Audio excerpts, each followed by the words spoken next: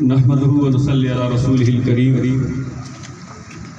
اما بعد فاعوذ بالله من الشيطان الرجيم بسم الله الرحمن الرحيم اولئك الذين انعم الله عليهم من النبيين والصديقين والشهداء والصالحين صدق الله العظيم. تمام بھائی درود و سلام پڑھیں.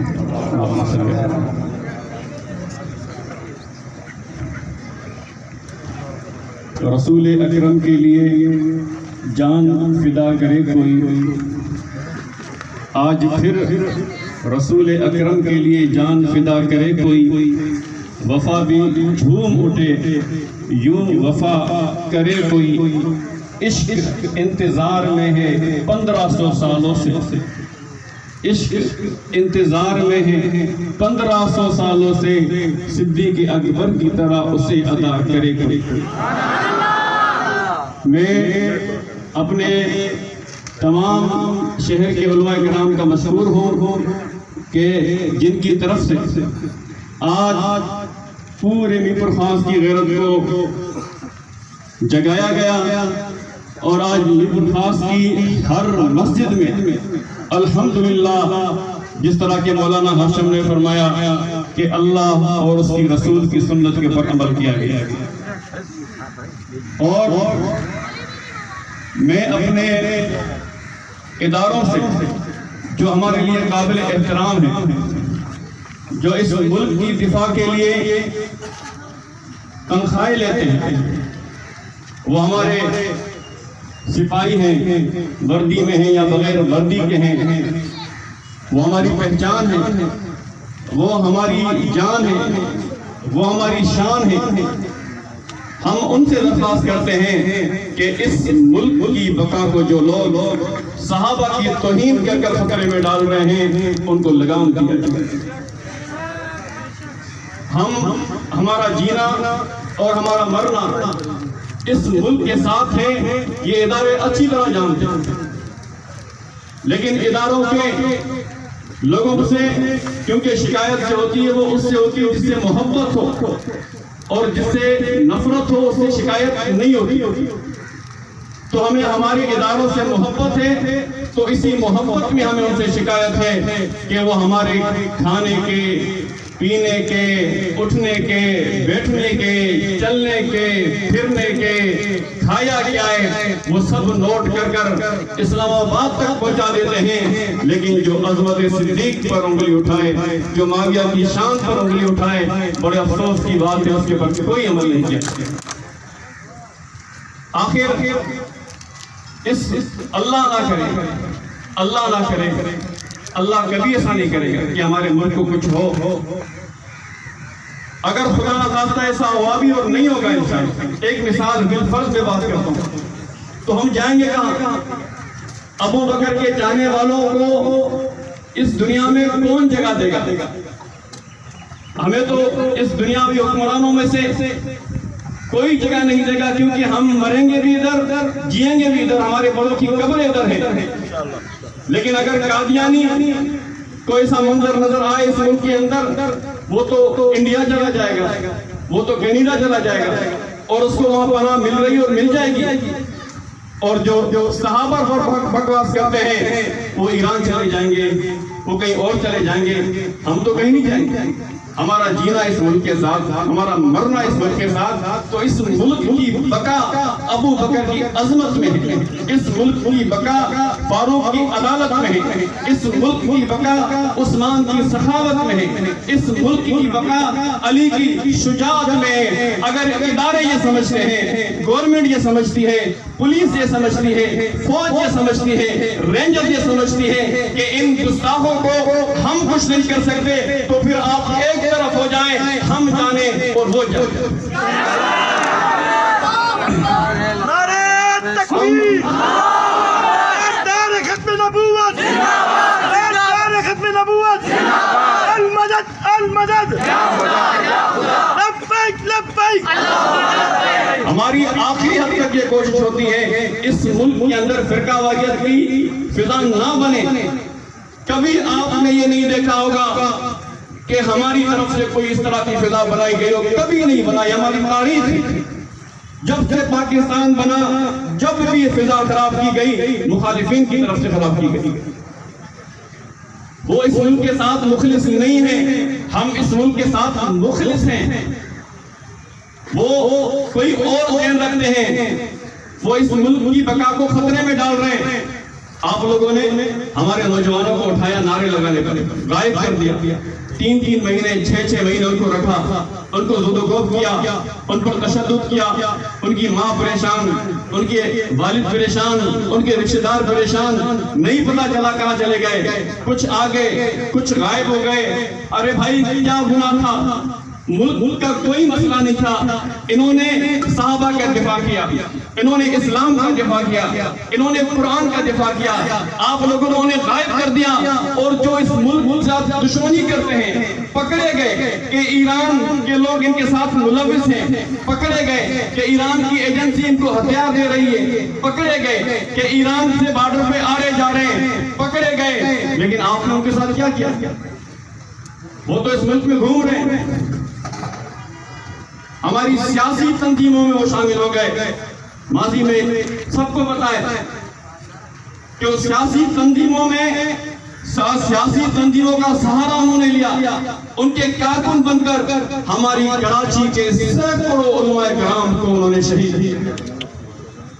اور انہوں نے اس طرح شہید کیا جیسے کہ کسی کبوتر کو مارا جاتا ہے، جیسے کسی پرندے کا شکار کیا جاتا ہے، جیسے کسی ہرن کا شکار کیا جاتا ہے. آپ نے کیا کیا؟ اس ملک کے ساتھ وفادار تو ہم ہیں، یہ ملک تو ہمارا ہے، اس ملک کے ساتھ جینا مرنا تو ہمارا ہے. اور آج اس موقع پر جبکہ تمام مسلک کے علماء کرام، ہمارے بھائی بریلوی حضرات، ہمارے بھائی اہل حدیث حضرات اس مشن میں جو نکلے ہیں، ہم اللہ سے دعا کرتے ہیں اللہ تعالیٰ انہیں مزید ترقی عطا فرمائے. اور انہوں نے آج حق ادا کیا. کل یا پرسوں جو جلوس ان کا نکلے گا ہمارے بریلی بھائیوں کا، وہ ان کا جلوس نہیں ہوگا، وہ ہمارا جلوس ہوگا. وہ ان کی ریلی نہیں ہوگی، وہ ہماری ریلی ہوگی. وہ ان کے نعرے نہیں ہوں گے، وہ ہمارے نعرے ہوں گے. اور ایک عرض ہماری میرپور خاص انتظامیہ کے لیے، اس میں کوئی شک نہیں کہ وہ ہمارے ساتھ تعاون کرتی ہے، نشاندہی پر وہ پولیس بھیجتی ہے.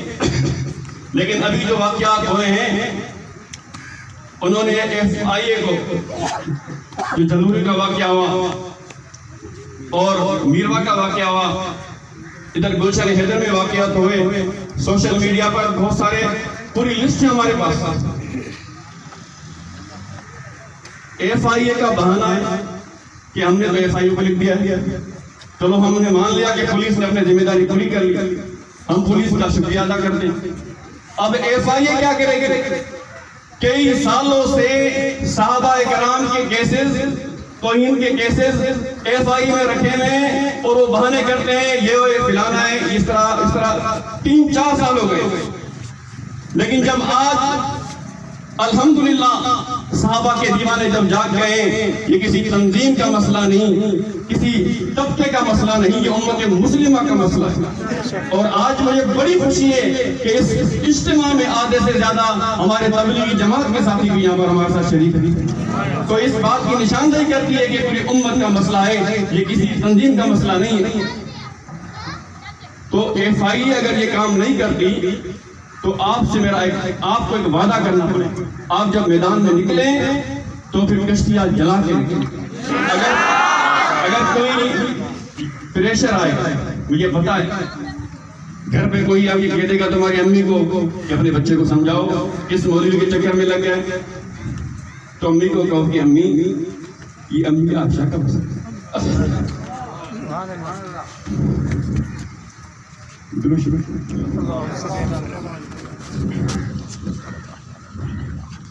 عفت امی عائشہ، عفت امی عائشہ، عفت امی عائشہ، نعرہ تکبیر. تو میرے بھائی ایک وعدہ کریں، ہم نے لڑائی نہیں لڑنی کسی کے ساتھ، ہم نے اس قانون کے دائرے میں جنگ لڑنی اور اسی طرح لڑنی. اب ہمارے قائد عبدالرشید صاحب، مولانا احتشام صاحب اور دیگر ہمارے یہ بنا ہوا ہے، ہمارے میر الفاظ کے علماء اس کی سرپرستی کر رہے ہیں، یہ ایف آئی اے والوں سے ملیں گے. 3 سال سے کوئی مسئلہ حل نہیں ہو رہا، 3-4 سال اوپر ہو گئے. اگر وہ اس بار بھی ٹال مٹول کرتے ہیں تو پھر یہ مجمع ایف آئی اے کے سامنے کھڑا ہوگا انشاءاللہ. اور یہ دفتر یہاں سے دور نہیں ہے، قریب دفتر ہے. ہم ادھر بیٹھ جائیں گے جا کے، جب تک وہ اس پر کوئی کارروائی نہیں ہوتی ہم بیٹھے رہیں گے. جعفر جو طیبہ کیس بھی رکھا ہوا ہے، اس کئی سالوں سے اس کی ویڈیو موجود ہے. 97 سے جب ہم پڑھتے تھے. اب انشاءاللہ یہ نسل اپنے آنے والی نسلوں پر یہ کیسز چھوڑ کر نہیں جائے گی، کیسز پورے کر کے جائے گی. یہ ملک ہمارا ہے، یہ پولیس ہماری ہے، یہ فوج بھی ہماری ہے، یہ رینجرز ہماری ہے، یہ سب ادارے ہمارے ہیں، ان کے تو بھی ہمارے ہیں. ہم فرقہ واریت پر یقین نہیں رکھتے. ہم صحابہ کی عظمت کی بات کر رہے ہیں، اس کے لیے ہمارا بھائی بھی سامنے آ جائے ہم اس سے ٹکرائیں گے انشاءاللہ. یہ تو اس بندے سے لڑائی ہے جو صحابہ کی بغض رکھتا ہے، چاہے وہ کوئی بھی ہو، چاہے وہ کسی طبقے سے بھی تعلق رکھا ہو. ہماری ان کے ساتھ پاکستان کے اندر، پاکستان کے قانون کے تحت ہم لڑائی لڑتے رہیں گے اور آخر تک لڑیں گے انشاءاللہ. اور ایک مجلس ادھر ہوئی گلشن حیدر میں، تو جیسے ہی انہوں نے حضرت امیر معاویہ رضی اللہ تعالیٰ عنہ کی شان میں توہین کی، تو وہاں کے دوستوں نے فون کیا تو ہمارے ساتھی حرکت میں آ گئے. پولیس بھی الحمدللہ حرکت میں آ گئی، وہاں پر پہنچ گئی، وہ سب بند ہوا.